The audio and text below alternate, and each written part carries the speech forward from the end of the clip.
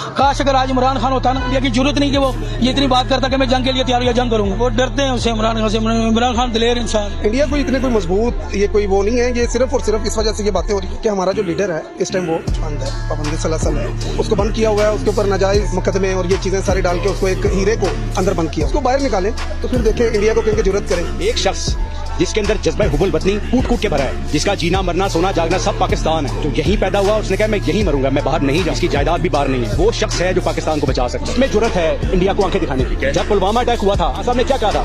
We will not think of retaliation, we will retaliate। 2 साल से वो जेल में बीमार हुआ है, ना वो भागा है ना वो डील कर रहा है। जैसा ना लीडर आया है और ना कोई आएगा, वो अपनी भी अभी भी बात पे अड़ा हुआ है, ठीक है, डील नहीं करनी। इंशाल्लाह जब वो आएगा आप पाकिस्तान का नक्शा देख लीजिएगा। जब से खान गया, ड्रोन हमले वगैरह ये सारे होने लगे हैं, ठीक है। जब खान था, पाकिस्तान के लोग बाहर भी जाते थे, उनकी वैल्यू होती थी। मुखलस और खालिस एक ही बंदा था, उसके अलावा ना तो आएगा ना आया।